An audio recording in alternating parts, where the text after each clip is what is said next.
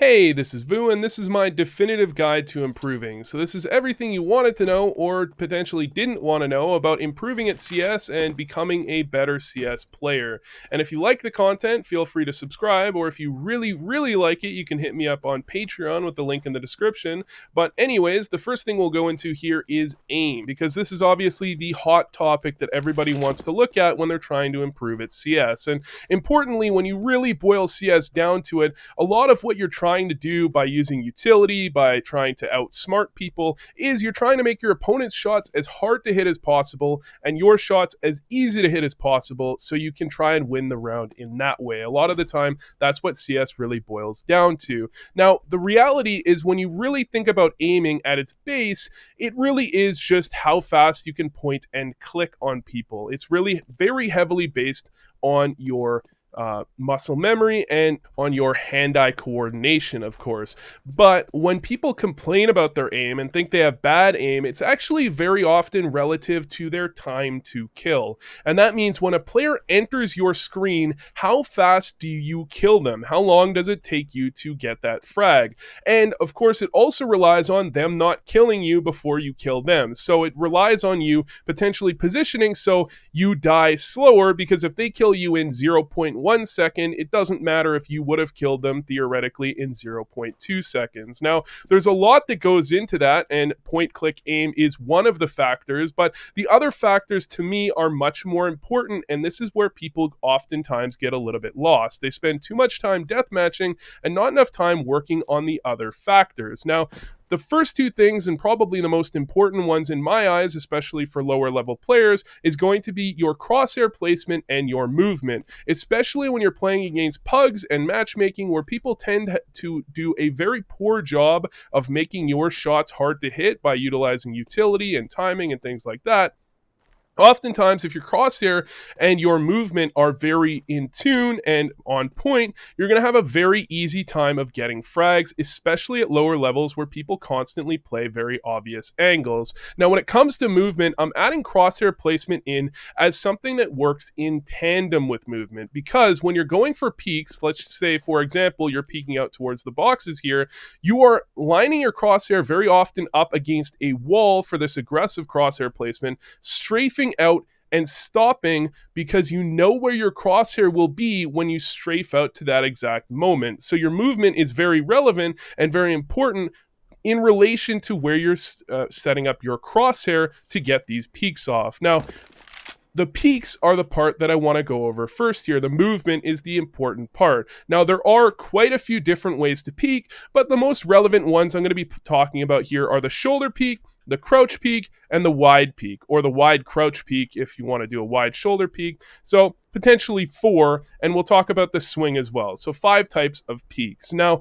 what most of these rely on is the idea of how you actually want to be peeking into a player, and they rely very heavily on peeker's advantage. Now, to boil it down very quickly, peeker's advantage is the idea that due to several factors, including some human things like not reacting all that quickly when you're holding an angle for a long time, and a game mechanic that means that when you peek out on someone, you're actually going to see them fractions of a second before they see you, giving you peeker's advantage for all these things combined. You want to be making sure that you're peeking into people correctly. Now, the most obvious way to do it is with the shoulder peek. And the reason movement is important here is because you are actually tapping the D button a little bit before you actually get to the angle where you're trying to stop. You have to know where you need to tap it so that you slow down at the right speed. Now, you might also be thinking, how am I supposed to peek out on these people as well? Well, I've made a little paint thing here for you. Now, if you imagine your opponent is holding the angle over here on back catwalk that I'm peeking into in game while I'm showing you, and they're holding an angle, this is their line of sight. This is where their crosshair is. The reality is that due to geometry, you want to be as far away from the corner as possible, and in order to get the best peeker's advantage possible, or at least the best advantage in general, you want to be intersecting their crosshair placement or their line of sight at a 90-degree angle. That's basically what you want to be doing. You want to be peeking, your movement is perpendicular to their line of sight. And this is something I see newer players or lower level players often get lost on, not realizing that this is what they want to be doing. So however you can get into this situation, that's how you want to be peeking into your opponents with consistency. You also, as I mentioned, want to be as far away from the close corner as possible, because for example, if someone's in this corner up here on the ledge and you peek out holding the close angle, they're going to see you here while they're still not visible on your screen, and they're going to have a long time to be able to react to you. Instead, you want to be peeking as far away as possible, so the time where they see you and you don't see them is as low as possible. Now at an angle like this, if I have an opponent at this angle here, a lot of the time you would be thinking, if you don't think about intersecting their line of sight, you're thinking that you want to slide along the back wall, because that's oftentimes how people peek out, and you see them peek out. However, what you actually want to be doing at this angle specifically, because you want to intersect their line of sight, you are strafing out into the wall. And the thing that you really need your movement to be good for is to be able to stop right at the shoulder peak, but also to be able to line up how far away from the wall you want to start, so that as you get to the peak right here, you are as close to this back wall as physically possible. And it's pretty easy once you get used to it, but the first few times you do it, you're going to end up way out in the middle of the open. You just need to get some practice in. But optimally, you strafe out, stop, and I'm as close to this back wall as possible before actually hitting it, or in theory I could be hitting it just as I stop, so that the next step would be strafing into the wall, and I'm utilizing the geometry of the peak as well as possible. Now, when it comes to the shoulder peek here, you want to be shoulder peeking for the most part when you're clearing angle by angle. So generally that means when you're entering into a bomb site, you want to be shoulder peeking all of the angles one by one. Now, the crouch peek is generally a superior peek as in terms of actually shooting back at your opponent, because when you crouch as you peek, you are actually accurate as soon as you crouch, which means you can shoot a little bit quicker than you can if you were shoulder peeking. And you also have the added incentive or bonus where they might be aiming for your head and you peek out low. Why don't you want to be crouch peeking all the time? Well, the reason you don't want to constantly crouch peek is because you're exposing yourself a little bit more, where your ass sometimes sticks out and someone can see you at an off angle where you can't see them. And you're also fully committing yourself to an engagement where someone could potentially be at some sort of an off angle. And if you notice them, you can oftentimes try and reposition, or you can take a shot at a player here, see too many players and quickly jump away. But when you crouch to the angle, you are fully committed very often and you have no way of getting out of it. So the crouch peek is generally superior if you know a player is going to be at an angle, or if you're peeking out at an angle where it doesn't matter if you're fully committed and there's no real off angles nearby. And a great angle would be here at long A. Someone holding this angle here very likely has an op, which means all you're trying to do is outreact them. And crouch peeking allows you to shoot faster and utilize your peeker's advantage to a better extent. And it does not matter that you are fully committed, because all he needs to do is land a shot off on you anyways. So if you're ever peeking into an angle where an opper is likely holding, for example, towards elevator here, towards long corner there, things like that, crouch peeks are very good.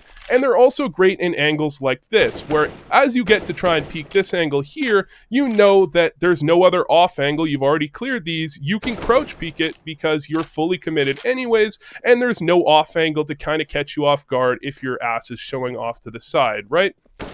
So that's when you want to be going for a crouch peek. Now, why would you go for a wide crouch peek? Of course, I've already said that you have a little bit of peeker's advantage, again, partly due to the client, a little bit due to the client, and partly due to just human interaction because someone's holding an angle. Well, oftentimes you wide peek when you've already established that a player is in a certain location, especially if you've already established that and they know it. So for example, if you peek out and shoot at a player behind these stairs here as they're holding the angle, he's no longer going to be bored, holding an angle, not sure if someone's going to be showing up. His reactions are going to be a little bit heightened, and you might feel like re-peeking into it is going to be a little bit awkward. Now, instead of re-peeking into it with a shoulder peek, as you did probably the first time, you could try one of a couple of things. You could either try the crouch peek, or you can try the wide peek.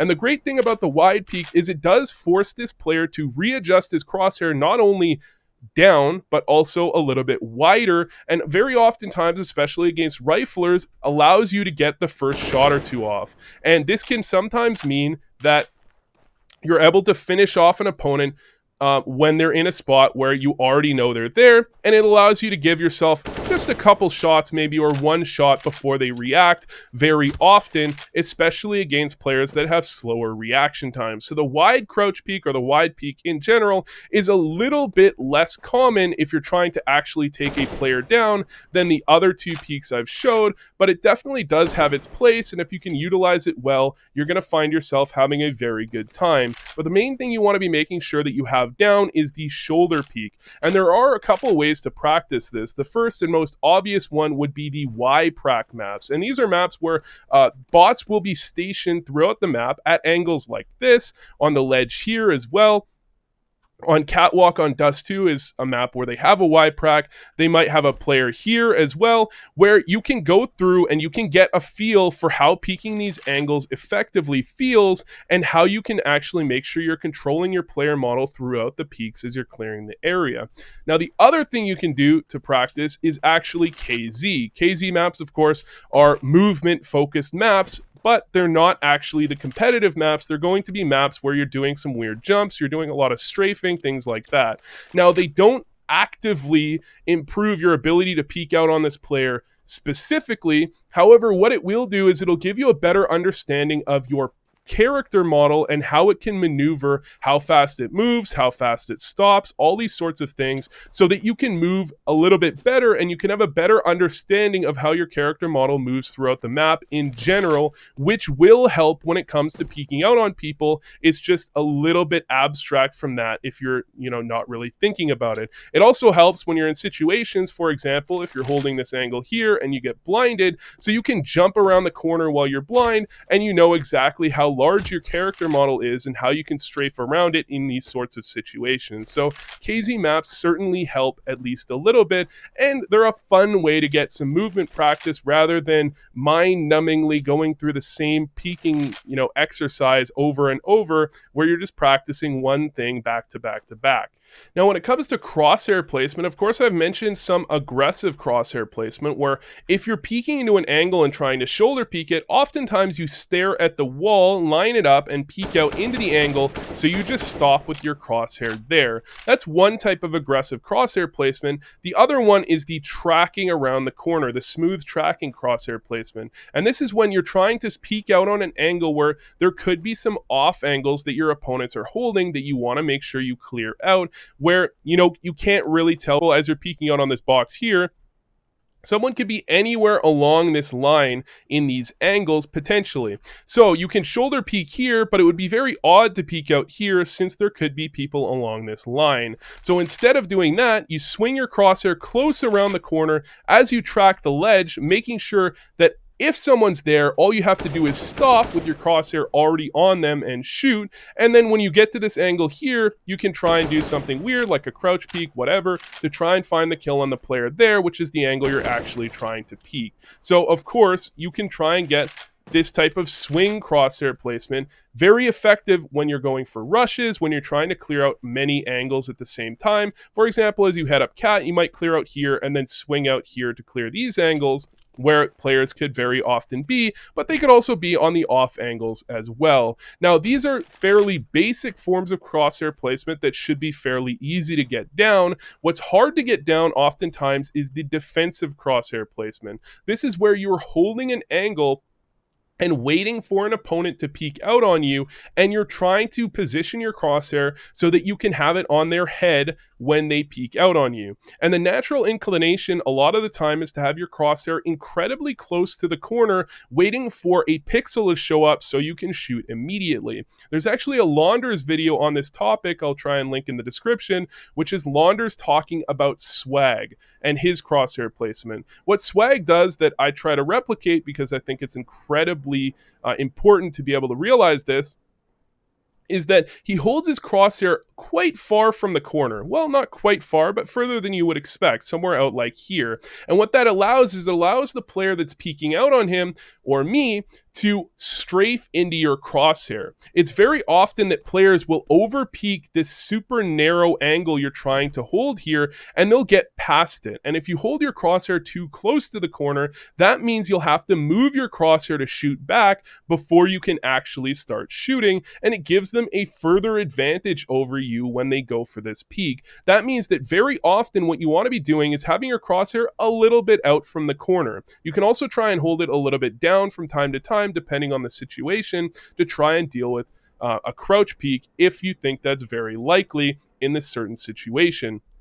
However, the reality is that you need to be able to recognize what your reactions are, because what you want is you want to hold it far enough out from the corner that as a player peeks into you, you are able to simply shoot. You don't have to adjust your crosshair because they go for the peek, their head is in your crosshair, and at the same time you see them, their head enters your crosshair and you shoot and they die, right? That is what you want to be doing, which means if you have fantastic reaction times, ridiculous reaction times, you can maybe hold it a little bit closer. However, the idea that they will over peak the angle you're holding if you hold it too close is still very relevant and important to be able to recognize in these situations as well. Now, the final thing I'll mention about crosshair placement is something that's very relevant if you have an op.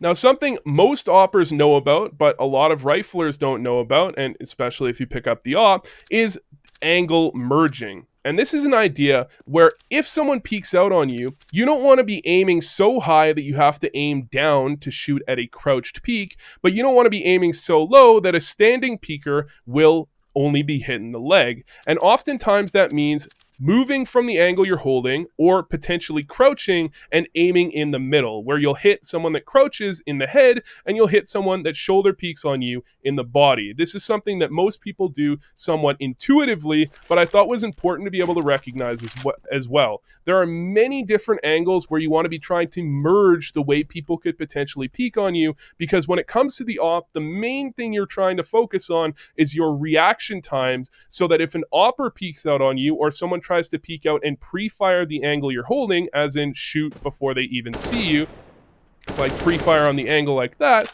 you want to be able to react quickly enough to kill them. And if they go for a normal peek with a rifle or swing on you as they try and run around the corner, you're assuming that you're going to be able to find that kill regardless. So this is something that oppers often do, and you might question why riflers don't do it more. Well, that's because usually with a rifle, you need to hit someone in the head and not the body to secure a very quick kill. And if they swing around the corner, you don't kill them instantly, and they shoot back and hit you in the head, you're going to end up dying. So there are situations where you can aim low with the rifle, but those are few and far between for the most part.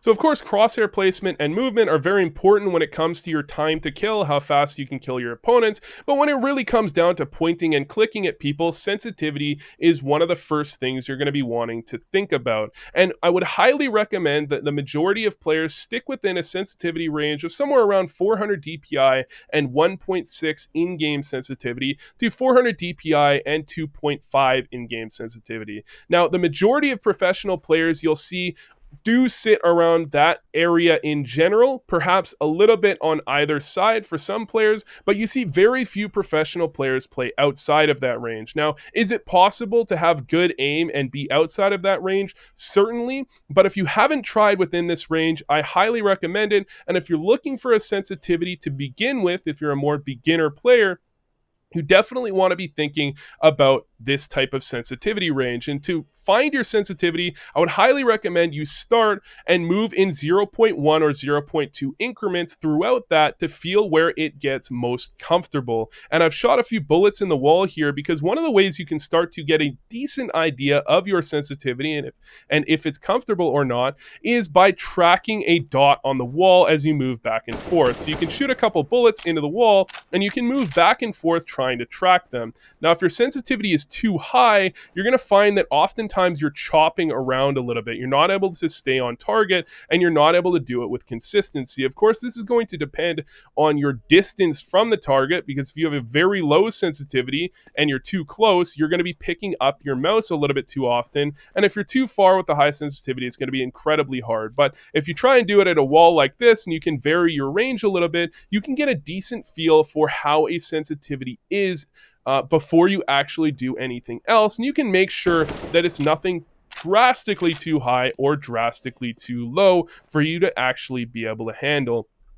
But I would recommend a little bit higher sensitivities if you have a smaller mouse pad. One of my requirements for comfortable aiming is the ability to relatively easily do a 180. If I go for a fast spin here from the middle of my very large mouse pad to the side, I can do exactly a 180 or just about exactly a 180. Now, this doesn't mean you have to be able to do exactly a 180 to be able to have good aim, because if you go to the lower end of the spectrum that I gave in terms of sensitivities, you're going to find that it is a little bit smaller than 180, or actually somewhat drastically smaller than 180, depending on how you define the things. But if you try and stay somewhere around 180, which on a fairly large mouse pad should be somewhere around 400 DPI and 1.8 sensitivity, you're going to have a much better time when it comes to matchmaking and pugs, especially because very often you can't have defined roles in these situations. And when you don't have defined roles, you oftentimes have people surprising you from angles you don't expect, and being able to turn and actually shoot back at them is a relevant factor, especially when you're thinking about clearing angles, which can sometimes get fairly close up. If your sensitivity is too low, you're going to have a pretty tough time of it, even at the lower end of the sensitivities I recommended. So you probably want to be staying somewhere within that range, but around the middle of that range is where I would highly recommend you at least attempt to try it. Everyone's going to have a different comfortable sensitivity. However, you can give a shot to sensitivities that are a little bit higher or lower than what you're used to.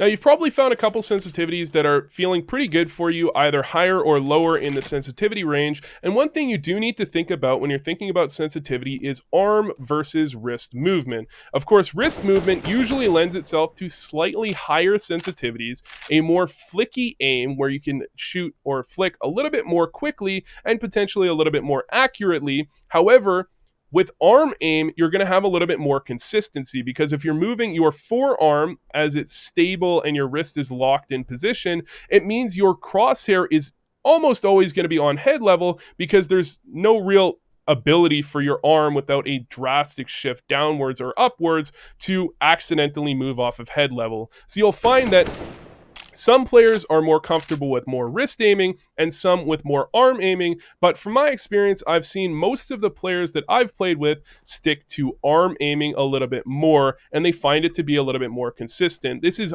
very much personal preference. I just wanted to mention that there is a difference between wrist and arm aiming, and if you're trying to use your wrist on the lower end of the sensitivity spectrum that I've outlined, you're probably going to feel like it's a little bit ridiculous, and the same goes in the other direction. If you're trying to use your arm to aim at the higher end of that sensitivity spectrum, you're probably also going to have a pretty tough time. Definitely, the arm versus wrist thing plays into what your sensitivity is going to be.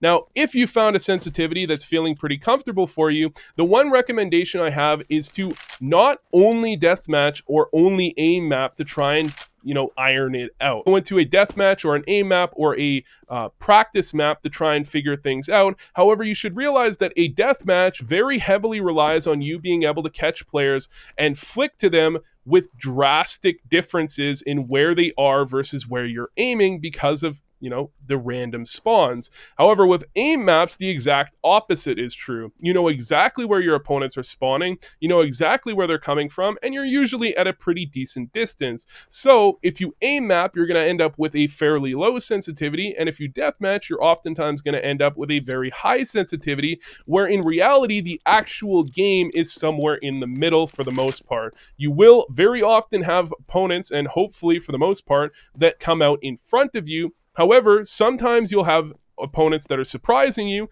or you'll need to entry frag with close range angles, or, and this is very relevant, you'll need to dodge a flash, and if your sensitivity is ridiculously low, it's going to be pretty tough for you to do any of those things.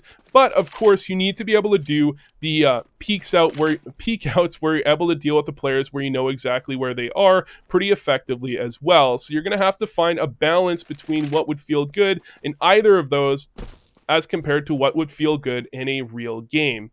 So once you've got your sensitivity down, the next thing you're probably going to be looking at is your recoil control, because if you're shooting at an opponent and your bullets are going 10 feet in the air, of course you're going to be having a pretty bad time. What you want to be thinking about when you're looking at your recoil control is just keeping the bullets generally on your enemy. And what most people will do to try and practice is they'll head to a wall like this and they'll try and shoot 30 bullets and try and keep them in a reasonable spread.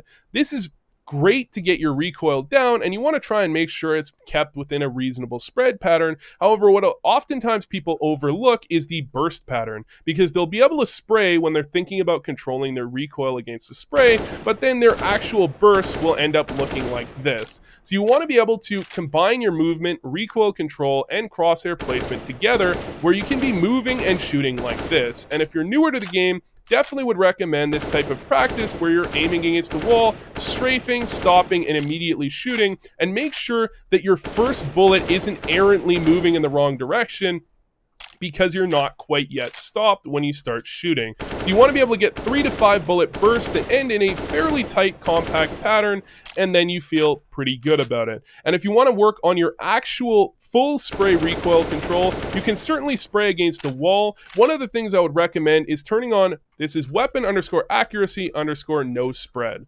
And what this is going to do is, because each bullet in a spray pattern has a little bit of randomness where it exactly lands, even though the pattern itself is going to be the same every time or very similar, that means that sometimes if you don't have no spread on, you're going to have an inaccurate estimation of how good your recoil control is. Instead, if you turn no spread on, it's going to allow you to theoretically get your bullets landing in a dot if you had perfect recoil control. Of course, nobody's going to have perfect recoil control, but it does give you a better idea of how your bullets are landing and how you can try and work on that spray control. Now, if you want to practice your recoil control, the first map I'm going to show you here is Recoil Master. That's recoil_master.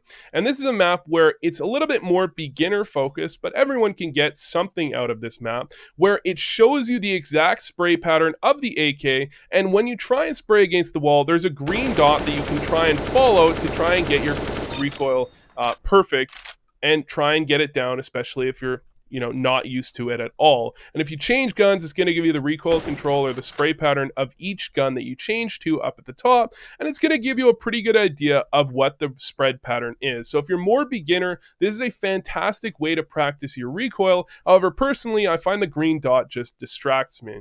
A map that I've found a little bit more personal enjoyment out of practicing my recoil and other things on is Training Aim CSGO 2. There might be an updated version of this out there somewhere as well, but this is the one that I currently have. And the way I practice this for recoil is I come to classic fast aiming. I change the color to white because it's a little bit easier for me to see. Shots to kill to 7, static target duration to infinite, and the delay to 0. And what this is going to do is this is going to give me one target, which is sitting still, and then I can shoot 7 times before it drops down. You can also increase the target size a little bit depending on how practiced you are and how big you want the target to be. But what this means is I can turn SV infinite ammo to 2, which means I'll have infinite ammo but have to reload every 30 bullets, and I can try and spray transfer to these targets every 7 bullets and, potentially kill as many as possible before I run out of bullets. And this is a great way to move your recoil control out of spraying against a wall where you have immediate feedback as to where the bullets are going, and however subconsciously it is, you may be adjusting your recoil to compensate.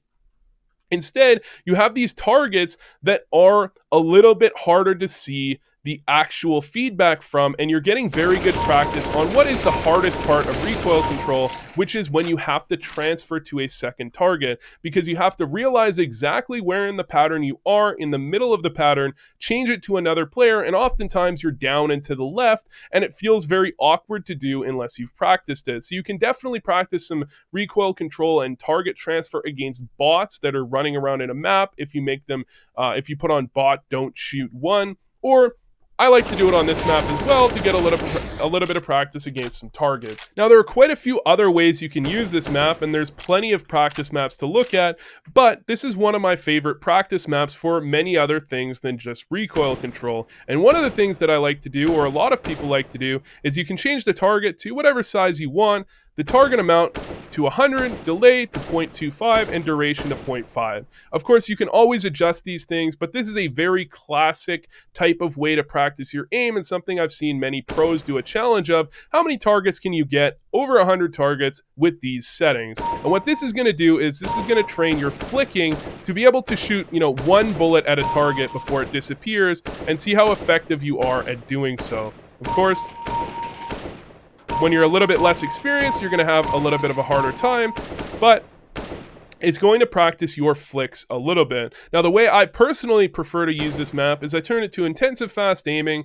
I turn the respawn time to 0.3, although 0.3 is quite hard, even if you're a little bit experienced. And you can use this to practice your flicks as well. The difference is the targets aren't going to disappear until you shoot them. So it's going to give you a pretty good chance to practice this type of shooting as you're picking your next target, and this is a decent way to get some practice as well. Another great practice map, and probably the most popular practice map to be honest, is aim_bots with a Z. And that brings you to a map here with bots loaded up all the way around you in 360 degrees, and you can try and practice your aim against these bots as well.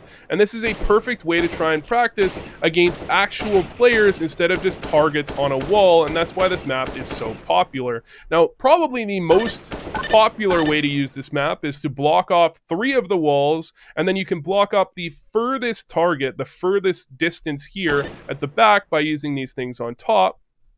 And you can try and kill bots that are located in a pretty small area instead of having to turn 360 degrees. Now, there's a ton of different settings you can use here. You can add boxes, so you can only shoot them in the head, for example. You can add all sorts of things, but this is probably the most popular way to use it, and people often like to use a time trial. So it gives you a time limit it gives you a timer to see how fast you can kill 100 bots. And when you actually think about it, even compared to deathmatching, this is the best way to get practice on actual targets in the quickest time possible. Of course, the difference is these bots aren't moving, and if you make them move with these commands over here, they're not going to really move like humans. So it's not the same as practicing in a deathmatch. However, it is a good way to get some good flick practice or any type of different practice, depending on what you're looking at, in a short period of time, because you can kill 1,000 bots in here before you could even kill a couple hundred players in a deathmatch or aim map.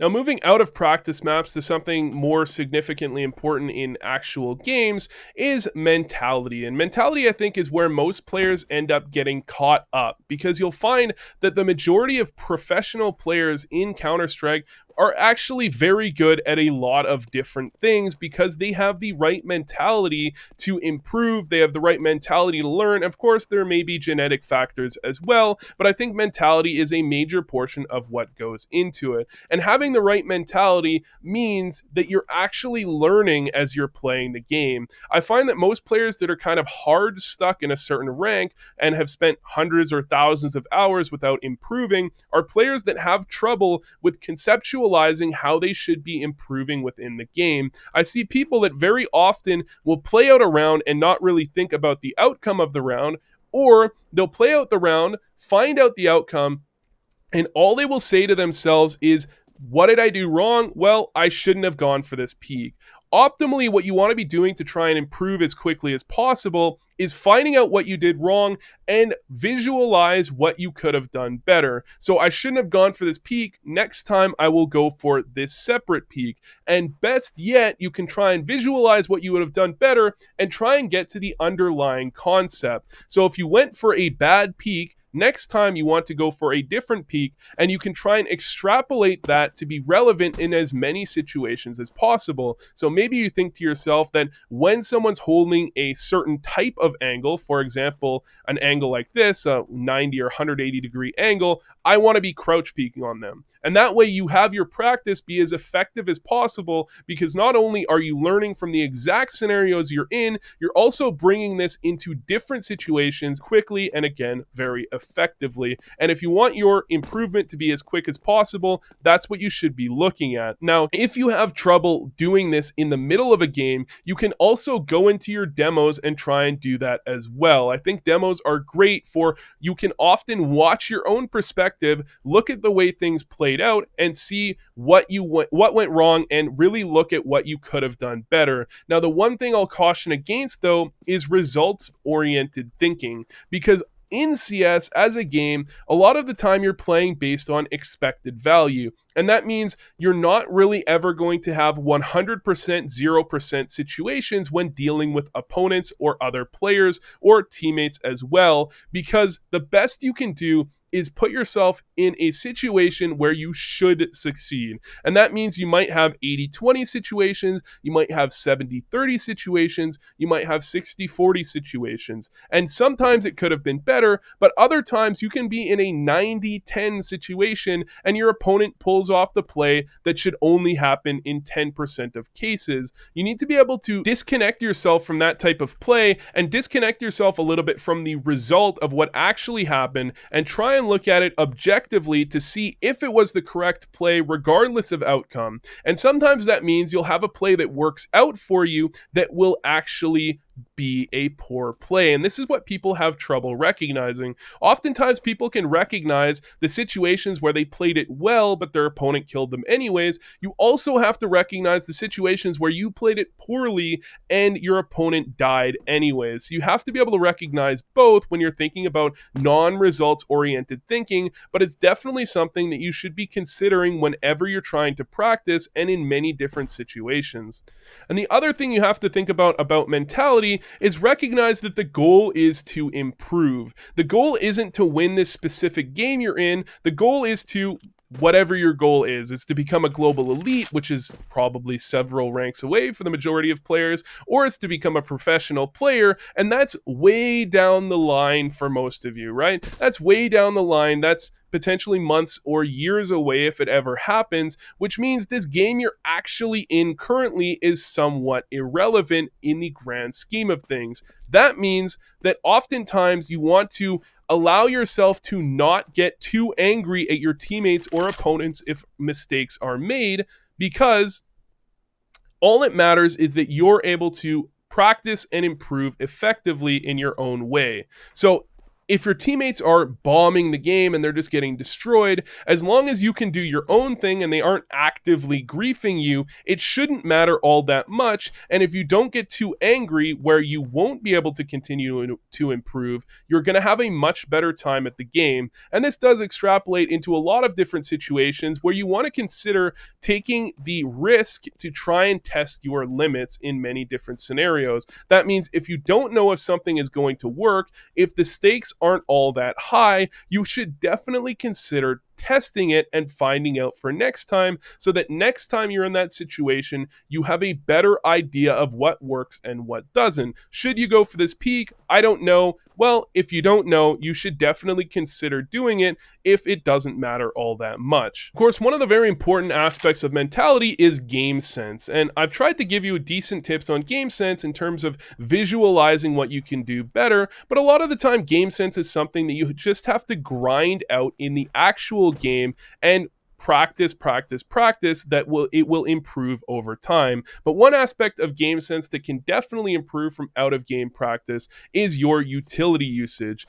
And utility usage is something that I see oftentimes people have a very tough time with, especially I often see it said that someone made a huge mistake dying with utility, and the answer is to pull out your utility and toss it down right before you die. I think this is a terrible mentality, and especially at lower ranks, this is something people get into their mind, where you recognize that you die very often with utility, so you'll be trapped in an area and you'll just want to toss your utility down frivolously. While in reality, your utility is better used when you have an actual reason to use it, and oftentimes I see people pull out utility when they would be much better served by keeping their guns out. You want to make sure that you are using your utility whenever possible, and if you die with full utility, you've likely made a mistake, but that doesn't mean the solution is to toss down your utility just as you're about to die. It means that earlier on in the round, potentially, you should have been using your utility to reposition, to get into an angle earlier, to give you space, things like this, where utility is actually important. The main recommendation I have is just to make sure that every piece of utility you use has some sort of purpose. A flash allowed a teammate to reposition, it gave space to your teammates, it allowed you to peek an angle, a Molotov allowed you to get into a more aggressive position, or potentially a Molotov cut off and execute. And that's one of the best ways to use a Molotov, is if you're getting pressured from short and long A here, instead of trying to focus on both, you can toss, for example, a molly out towards short and then only have to focus on long for 15 seconds. So you want to just make sure that every piece of utility has a real purpose behind it and it's not just thrown out and wasted. An important thing also to think about is positioning. Usually newer players have a tendency to think that once you get to an angle, you're just trying to fight your opponents and then push up. However, you want to be taking the correct line into a bomb site or into an area to have the best chances of not getting taken down. And what does that mean? Well, that means if you're coming out an area like long here, which I think is a great example, you don't want to be running straight at the corner here, because that leaves you in the middle of the open where you can be peeked from the corner or you can be killed from pit very easily. And if a flash comes out, you're nowhere near cover. Usually, you want to be hugging a wall. That is generally the best tendency to hold on to if you're not sure of what to do. However, there's generally a couple of lines into an area or a bomb site that support each other. There's the more aggressive one and the more passive one. For the most part, there's usually 2, maybe 3. Out at long here, there's kind of 2 main ones. The first one would be to have a player come out along this back wall, strafe along it, so you're isolating yourself from the left side peak and making sure that if someone flashes and peeks there, you have cover you can get to, while holding towards pit. And the more aggressive angle, which is going to have less cover from flashes but try and be more aggressive and catch opponents off guard, is the angle that might come along the right side here and try and catch players as they fall back from this angle here. If you're watching a pro game, you'll very often see these 2 lines utilized along with maybe a passive, very supportive player holding this angle here. That's something you'll very often see. You may also see a player try and get out to the blue bin here and come along this wall, and this is a hyper aggressive line because you are in the middle of the open for a little while, and then you get along this wall to try and take a player down in pit. Now, you might not always see this type of thing because there's oftentimes a smoke down here blocking off the corner, so things might vary a little bit differently. But if there's no smoke, you'll oftentimes see these 2 lines. It's the aggressive line pushing up, trying to catch opponents off guard, where you oftentimes don't have much cover, and the passive line that's supporting the angle the aggressive line may or may not be looking at any given time. The same thing holds true in the majority of different locations you can go to. If we continue up towards the A bomb site, it continues up into the middle here as well. You want to be either hugging the left wall, the more aggressive of the 2 options, or the right wall, which is the more supportive of the 2 options. The reasoning for this is that you don't want to be heading down the middle, again, because you're open to a variety of different angles for no real reason. If you want it to be open to the angles on the left and towards plat, you would want it to be as far away from those angles as possible to give yourself the best advantage geometrically and, in all sorts of other ways. And if you want it to be more aggressive, you want it to take the shortest route, which is exposed to the least angles, which is along the left wall here. The smoke will be down when you cross, hopefully, and you try and get across and get aggressive, either running up here or jumping up onto the box and jumping onto the platform, while you are somewhat supported by the player coming along the right wall, holding these angles, making sure nobody can go aggressive and peek out on you. You can see the difference between these 2 styles. What you don't want to be doing, for the most part, is running down the middle of an area open to everything, or oftentimes you want to try and avoid switching the routes you're going. That means if you get up to here and then start backing up to get along the back wall, you're running through no man's land to a certain extent, and you're kind of putting yourself in a very awkward and odd situation. You can sometimes do it, however, oftentimes you want to pick a line as you make your way into the bomb site and stick to it and recognize what that means and what it does for the way you're playing. Now, defensive lines are a little bit different. Well, they're not really called lines. I'll just call it positioning. And one of the things that I like to mention is that you generally don't want to ever be holding an angle where someone will peek out on you expecting you to be there. And that means their crosshair will be on your head before they're peeking out. It'll just stop and they'll be aiming right at you. You really generally don't want to be in those situations unless you have an op at a long range, like a corner over here, where it doesn't really matter that they expect you. You should still be able to kill them. Or if you have a massive advantage at that angle. For example, Pit is a decent example of this because they know generally where you're going to be playing. However, your head could be at a couple of different locations, and because you're far enough away and only your head is showing, it's not the worst situation. However, a decent example of a bad angle to play would be on platform here holding this, because I think I've shown about 50 gazillion times now peeking out looking directly at the head of the player playing there. Now, you might be confused because this is a common spot for people to play. People often like to play on plat. How do you play here? Well, generally, you either want to be doing one of two things. You are strafing, checking the spot, and then unpeeking, something like this, where you can be holding this, waiting, and then peek out, or you can just be waiting and then peek out every second or two to try and catch a player off guard, where what you're hoping is that they peek your angle, clear it, and then look at the next angle, and then you peek out and shoot at them. Or in this specific spot, you can be crouch uncrouching, where you're sitting here, uncrouch, and then crouch again, which is a great way to play this spot specifically. Or you can be holding an off angle. That means you're still near cover here. You're not in an off angle that's completely one and done. However, you're making sure that as you see the player, they're very unlikely to be looking at you, because if a player comes out to here, are they really staring at the box? Well, sometimes they might be if they have some intuition, but very often they're going to be staring over here, and you get yourself an advantage to try to kill them. Now, of course, this spot is mollied out, but the idea still holds true that this is a good way to try and catch your opponents off guard. If you are sitting in the angle where they expect you and they peek out looking right at you, you're giving them a very good chance to kill you instantly and just completely dominate you.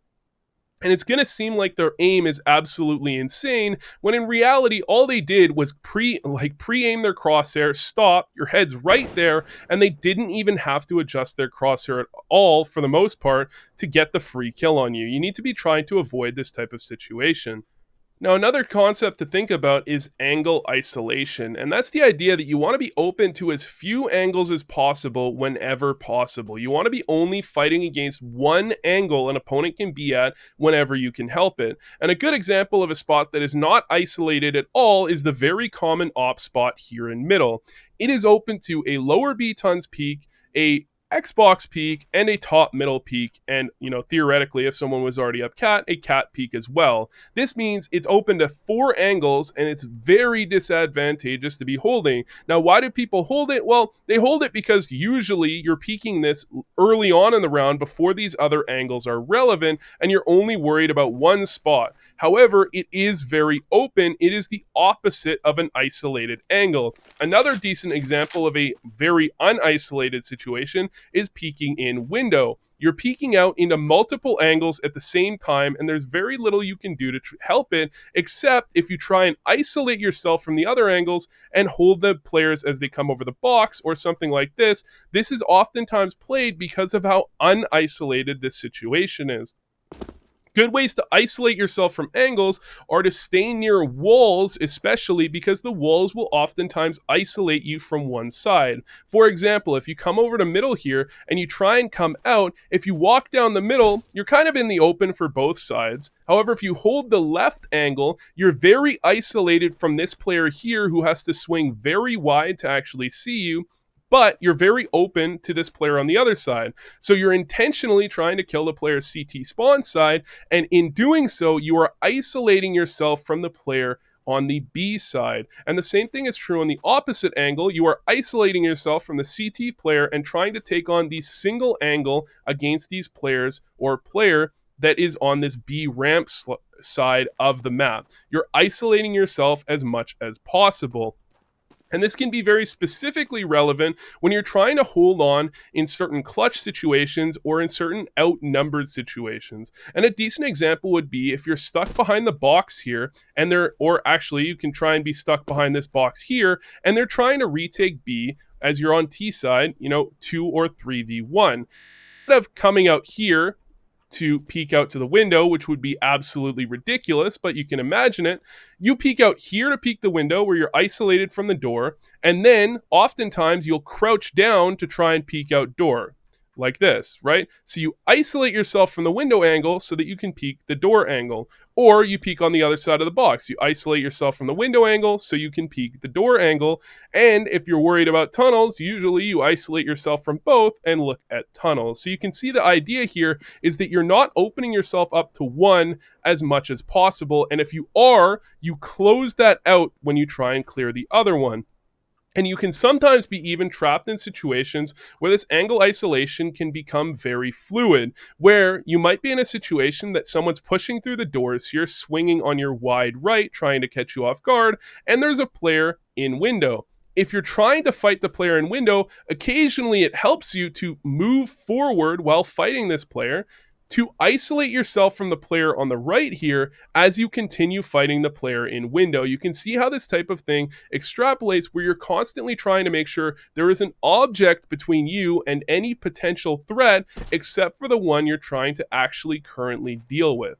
Now, the next thing to think about is how you actually want to be defending a bomb site, because there's a big difference between solo holding a bomb site and holding a bomb site with multiple players there. A decent example is B here on Dust 2. In fact, it's one of the most relevant examples because B is incredibly hard to retake if your opponents get control of it, especially if they get control of B with a ton of utility left. If they get control of B and have very little utility and the numbers are very low, sometimes it can be a little bit better. The idea is that you don't want to be dying. In fact, more than you want to be finding frags, you want to be surviving when you're solo holding a bomb site. And the reasoning behind that is you want to allow time and space for your teammates to rotate over and support you. And if you die, you want to allow time and space for your teammates to retake the bomb site without the bomb having been planted. A decent example of what you don't want to do is playing close on tunnels, getting one kill, and instantly dying. The reason you don't want to do this is because by the time you get information as to where they are, they're already just about in the bomb site, and there's really nothing your rotate can do to stop it. Now, maybe it's different if your rotate is very close, like he's playing window looking at middle. However, if your rotate is very far away playing CT, your priority over everything else is to survive, because if you die and they're already this close up, the bomb will be planted before your teammates even get anywhere near B, and your opponents can use very little utility to prevent the early kind of pressure from the rotate coming through. They use very little utility taking the bomb site, and all they have is utility held onto for the after plant, and your teammates might even try and save in situations where they potentially could be going for it, like a 4v4 or a 3v3. They might even consider saving. What you want to be doing very often, in fact most of the time if you're solo holding a bomb site, is preferably you get a kill and stay alive. That means you find a kill, or you play an angle where you can get an entry, catching the initial player off guard, and then back up to safety. And when you back up to safety, you can oftentimes either use some utility yourself to try and play around with these players, or you'll get a teammate that will throw some utility for you. For example, tossing a flash off of a wall like that, throwing it in front of the box here, or tossing it over in some other way to try and support you. And then when you are pressured heavily enough and you know that you will die, that's when you end up trying to frag out, especially with that extra support from a rotator pressuring in. And the rotator pressuring in can in fact create space for you as well, because if someone tosses a flash, obviously you've got a little bit of space to work with, but also if your opponents now, because they've taken 5 or 10 seconds to kill you, have to post up on door or window, that means one of their players is potentially taken out of an angle where he would otherwise be aiming at you. So your goal there is to survive as long as possible and hopefully get a couple of kills. A solid B site defense here on Dust 2 would be 2 kills and a little bit of time delayed for a rotate to come over. That would be a successful hold. 1 kill and instantly dying would not be good, but it wouldn't be the end of the world as long as a rotate was close. But that is an example of something you don't want to be doing, right? As much as possible. Even not getting a kill, but surviving is generally very oftentimes going to be better than getting one kill and instantly dying without surviving for any period of time. Now, if you're on a bomb site held by multiple people, of course surviving is relevant as well, but the rotations are going to be further away, and they're probably going to be quite a bit slower because your solo bomb site player very likely isn't going to rotate until the bomb is called or a full commit is called, and these are situations where you're oftentimes trying to frag out. If your opponents are coming up catwalk and you have a player pit, a player near car, game helper, whatever you want to call it, and a player goose or ramp, generally you're just trying to frag out. You're really not thinking about delaying for time, although getting frags is of course a great way to delay for time. Your goal is to find as many frags as possible, and if you die, so be it. Naturally, it's better to get 2 frags and stay alive than 2 frags and die, but you can see the difference. If you get 2 frags and your teammates get 2 frags each, well, that's 6 kills. That's more kills than are in the server. It doesn't really matter how set up your team is for the retake. On the other hand, at B, if you get 2 kills and you die immediately, although you have put your team in a man advantage, you haven't really set up your teammates for the retake, and there could be issues. Now, of course, getting 2 kills and dying is generally considered fine, but I'm just trying to show no matter how many kills you get, unless you ace them, a retake will have to come through eventually if you are a solo bomb site player. Now, when it comes to the next aspect of mentality, it's going to be communication. This is something that's very different for different people and in different situations, but it's very often and very common that I see people that either communicate far too much information or far too little information, and it's hard to isolate both of these cases, but you want to be making sure that you're communicating information that is relevant to your team. And a good example is if you're over here towards B on a default. So we can imagine there's 2 players towards lower or catwalk. There's a player outside long and a player in T-spawn. Does it matter that your opponent at B has thrown down a Molotov, a smoke, and a flash? Well, it doesn't matter to say to your team, he Molotoved, he smoked, and he flashed. It doesn't matter to say that when he does it.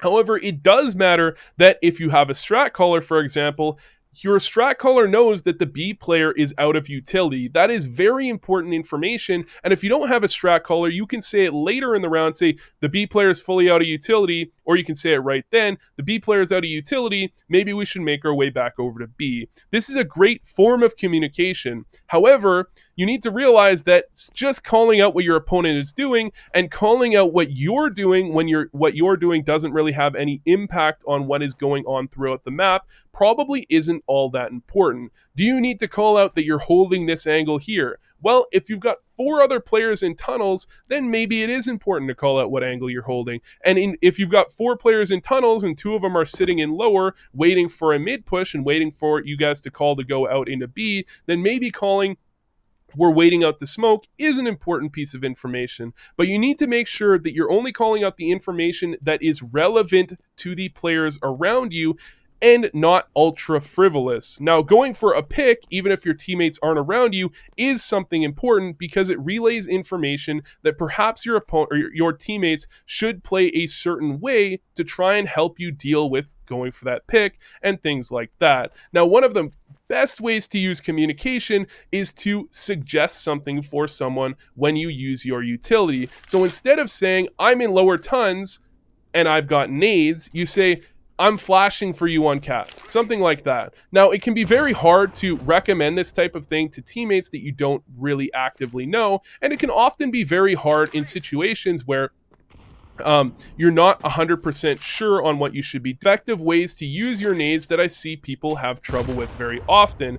Instead of using a nade and suggesting it to a teammate, they'll always wait for a teammate to ask for a nade. So a teammate will get to this corner here and say, can you flash me up, cat? Well, if you're able to look at your mini map and you're able to see that a player is getting close to an angle where they need a nade, you can say, I'll flash you up cat, or do you want to flash up cat? And when you do that, you shorten the time that it takes for your teammate to ask for the utility, and you make your communication even more effective. Because again, if this guy gets here and has to ask, you might have to say no because you don't have a flash, and that throws a major wrench in things. Instead, if you are very active with your communication and looking at things that you can recommend or you can suggest, you're going to have a better time in terms of how fast he can do it. Because if he asks, it takes an extra couple seconds for you to throw that flash or pull it out and then throw it. Whereas if you had just recognized this earlier, you could do it yourself. But these are both effective ways to communicate,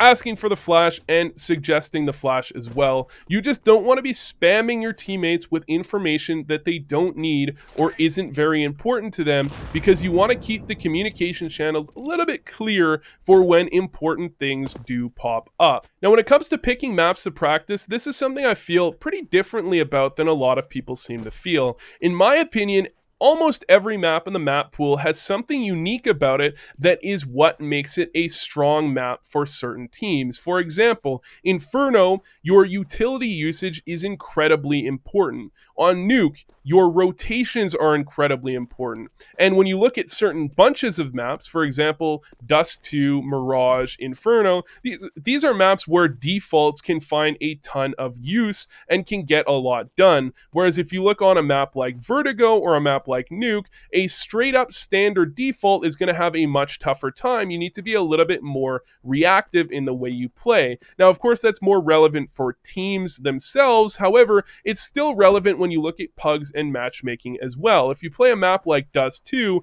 it's got a completely different layout, and it requires quick rotations and, a good idea of the way your opponents are rotating and quick reactions on how you can react to that, as compared to a map like Inferno, where again, things are a little bit slower and it's a lot more about utility usage. So when I talk to players about what maps they play, a lot of people have a tendency to play mostly Dust 2, Mirage, and Inferno, or Cache when it's in the map pool, because these are the easier, puggier maps to play that don't rely, like Nuke, on very crisp rotations. However, if you are trying to play the game, competitively at least, I would highly recommend trying to expand your map pool as much as possible to work on the things that make you bad at other maps. And of course, there are maps that maybe just aren't fun to you and you don't want to play, but you can try and recognize if the reason you don't want to play it is because your communication's really weak, your rotations are really weak, your utility usage is really weak, or if it's because the map layout actually is something you simply don't enjoy.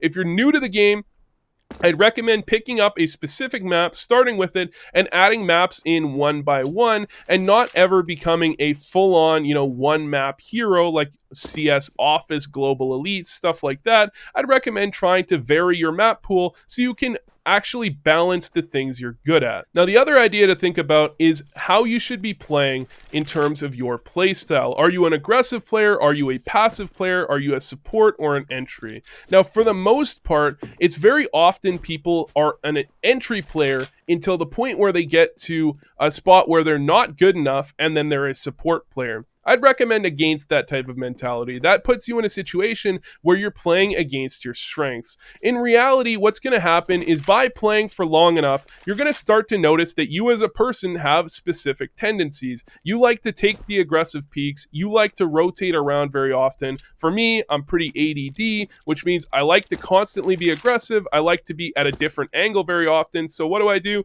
I op, and I oftentimes rotate around the map looking for entries rather than playing one angle all the time. You're going to notice that your playstyle does eventually just come to you, and that's the playstyle that you're probably going to have for the majority of the time you play the game, and there's nothing wrong with that. Sometimes it might feel like your playstyle is a negative to you. However, you should realize that while you want to try and cover up your weaknesses and work on what you're weak at as much as possible, you should also be able to recognize that if you try to utilize too heavily into becoming a support player, for example, when you are naturally very aggressive, oftentimes what that's going to do is it's going to take the things that you're good at and make you kind of weak at them. It's going to make you a worse player. So when you're looking at your playstyle, you can certainly be a support player. However, make sure that's something you want to be and not something you're just kind of pigeonholed into being when it's not the way you want to play, but it's just what you think is right to play. Play the playstyle that comes to you and try and work your way around it. For example, Draken with the 30-degree window, he plays around that because he knows that that's his strength. The ridiculous flicks are his strength, so what does he do? He goes for the ridiculous flicks as much as possible. Now, this isn't to say that every ridiculous thing you do is good because that's your playstyle, but definitely make sure that you're working towards your strengths and not away from them when you're trying to practice and improve. Just because Astralis plays a certain way doesn't mean you need to play that exact way as well. Now, when it comes to practicing, a lot of people I've noticed have a tendency to have this thing where they think they have bad aim. So what they do to fix it is deathmatch 5 hours a day and then play one pug or matchmaking game and say, well, I practiced my aim today. Well, it's great to be practicing your aim, but in reality, something like deathmatching, as I've already tried to establish, is something where it works mostly on your point-click aim and things like recoil control over the things that actually affect your time to kill or what feels like your aim in a real game. And I would highly recommend sticking or staying away from any ridiculous practice patterns where you are out of the actual competitive game more than you're in it. For the most part, I would recommend never going over something like 30% deathmatching, if that even, when you're trying to practice the game. And if you're playing with a team, you probably can start to factor a little bit more heavily into other things because you might be looking at team demos, you might be going over strats and things like that. But when you're sitting in a matchmaking team where you're just playing random games as a solo, you probably don't want to be doing too much of anything other than actually playing the game and occasionally reviewing a demo. Now, do you want to be reviewing your own demos? I've recommended earlier that if you have trouble finding out your mistakes in the game, you can try to review your own demos. Just make sure you try and stay away from too heavily results-oriented thinking, where you're looking at what your opponent actually did rather than what your opponent could have done, and trying to think of a way you can play this next time that potentially could have been worse than the way you played it because you're only trying to counter what your opponent exactly did. One of the things you can use your own demos for is to check the way you look to your opponents. For example, look at the ways your nades affected your opponents or your flashes affected your opponents. Maybe a flash was weak and you didn't even realize it, and you can look at your opponents to see how it actually affected them. One of the ways that I've had a very good time reviewing my own demos is actually seeing how my peaks were on opponents. I found a few times that I've thought a peak was very effective against an enemy, gone into a demo, and thought they hit a ridiculous shot on me, only to find that they actually hit a very easy shot because the peak I was going for was incredibly ineffective, and they found plenty of time to find the frag. This is the type of thing that you can often find when you're looking at your own demos, over top of things you can try and work on and trying to optimize the way you actually play from your own perspective. One of the other things about demos that I'll mention is I think pro demos are one of the most overrated things that people look at. I've seen many times where someone says, I'm a silver player and I'm looking for the best demo to help me learn how to play long A on Dust 2, and they'll send a bunch of pro demos over. Now, of course, you're not going to be sending amateur demos over. However, I think that watching pro demos is something that is easy to fall into traps with, because you get into situations where pros have a lot of different things that they know. Now, I'll give a few examples. First off, if you're looking at a certain pro, for example, Zeus, is he questioning whether he can aim better than the rest of the players in the game if he's playing against Liquid? Well, probably not. He knows his position in that game relative to his opponents, and the majority of players in the game know that as well. So oftentimes things will look a little bit weird because of that type of information and because of counter-stratting. And counter-stratting is something that I very rarely see brought up, however, is very relevant when you're looking at professional teams. Of course, not everything is counter-stratted.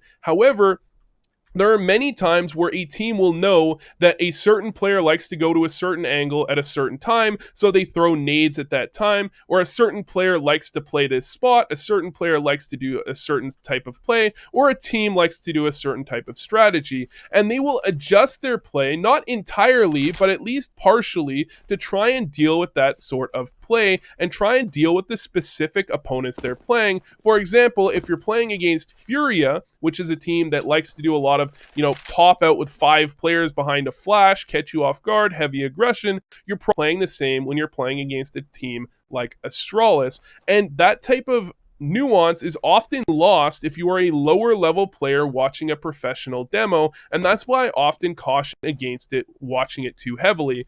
You certainly can watch a demo, and if you put in the time, you can get an idea of the way a player very often plays a spot if you watch a few different maps. However, if you don't know what you're looking at, you can very often get kind of caught out and start to do things that aren't exactly optimal because there's a reason the player was doing that. And oftentimes this doesn't even necessarily relate to them counter-stratting.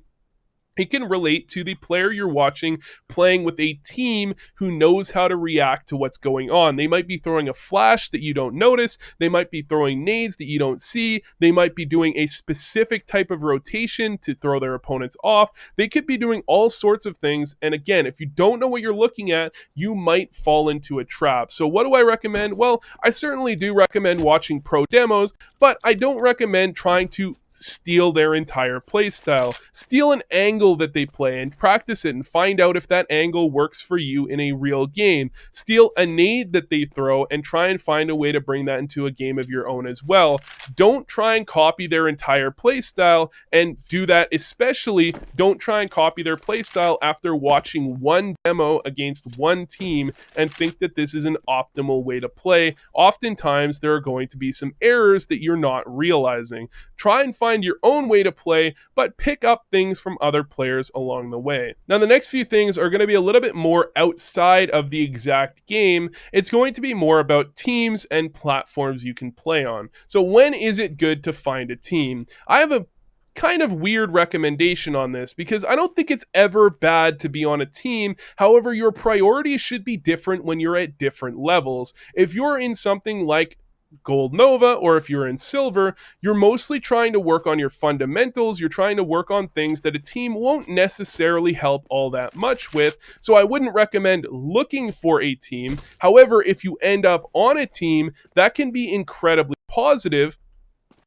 because you can have a group of players that are working with the same goal. When you get to a lower level, if you're trying to play on a team, my recommendation is to look less at skill level and more at mentality. Make sure all 5 players on the team are players that are playing the same hours or similar hours with the same goals, because you will be improving hopefully fairly quickly, and you don't want to have a player on your team that becomes dead weight because he only plays occasionally, he only plays certain hours, or he has different goals in what he looks at and tries to improve in the game. As you get to higher and higher ranks and you go onto platforms like FACEIT and ESEA to play in leagues, that's when you're looking at more of their skill level, because the improvement slows down at that point, and you're looking at trying to win and improve as a team, which is less about improving as an individual in leaps and bounds than you might be if you're a team filled with silvers. And when you're on a team like that, again, you can be prioritizing the skill of your teammates, but also it's never a bad idea to look at mentality as well and make sure that your open team, if you're on one, has similar goals as well, so you can improve together and maybe you can stick together for quite a while. Now, the question is, when should you be starting on these platforms? If you're looking for a team, I'd say you want to start looking when you're on one of these platforms and at a decent rank on it, perhaps rank C or C plus on ESEA, or rank 5 or more on FACEIT. I'm not sure exactly how they compare. Which one should you be playing on? Well, on North America, currently, ESEA is still the more dominant of the platforms, and on Europe, I believe FACEIT is the more dominant platform as well. And while you may watch this video at a later date, maybe potentially years in the future, you're going to have to do the research for yourself, but at the current moment, I would recommend ESEA if you're in North America, FACEIT if you're in Europe, and start playing once you get the fundamentals down. That means start playing around MGE or that area where your fundamentals may not be perfect. However, you're not moving around the map looking at the ground. When you're at that point, it doesn't really matter if you're playing a client or not. All that matters is that you are practicing the game and trying to work on these fundamentals. And it's not going to matter if you're playing a cheater once in a while, because again, it doesn't matter if a cheater's in the game if you're aiming at the ground. That's not really going to make much of a difference, is it? It doesn't, right? Now, once you're on a platform and you're playing, you might be starting to think to yourself, do your stats matter? And do your league stats matter? And unfortunately, although everyone loves it if I say no, I have to say that to a certain extent, your stats will always matter when you're looking to try and improve, when you're looking to try and find a team, when you're looking to try and find players to play with, because the reality is, although your stats could be worse than the reality of your skill level, for example, a player who plays bomb site anchor and ends up doing a very good job at bomb site anchoring might have much lower ADR, which is damage per round, than a player who plays a rotator role or an entry role where they oftentimes see players. Unfortunately, these stats do actually make a difference. You can only have, like, as someone that's tried out random players before, you can only stomach playing with so many players who insist that they are much better than their stats indicate and are definitely not much better than their stats indicate before you give up on the concept entirely. So if your stats are really bad and you're trying to find a team, a random team from the forums or from a looking for team post, you are going to be judged at least partially based on your stats, and that's an unfortunate reality. If you want to try and work past that and show teams that you are a good player, even if your stats don't show it because you're a site anchor or something like that, I would recommend trying to network as much as possible. And the reality is that CS is very heavily about your ability to network with other players. That means find players that you're friends with and think you are a good player so that when their team is looking for someone, when they need a fifth, they contact you even if your stats are bad. And a lot of people, or honestly, probably the majority of people that get on very good teams oftentimes do so because of their networking, because they found players of a good skill level in pugs especially, or in 10-mans, which are organized with usually a group of players that play together very often, which I've been a part of many of, but you can find them in pugs as well, where you become friendly with the players, there's someone on your friends list, they think you're good, and when a chance opens up, they give it to you and they let you get a potentially higher ranked team regardless of the stats that you're actually showing. So do your stats matter? Well, kind of. Hopefully you're in a situation where your stats don't matter, but in reality, if you're ever looking for a random team and you're making a looking for team post, your stats are going to make a difference. So at the end of the day, that's all I've got in terms of improving at CS. I might have missed one or two things, and I didn't mention exactly everything because I'm looking at improving, not specifically mentioning every tiny thing, but that's what I've got for you here. If you enjoyed the content, subscribe, hit the notification bell so you can see every time I make a video. And if you really, really like the content, feel free to support me on Patreon or Twitch, and you can get more of this type of content. So thanks for watching, and I hope this helped.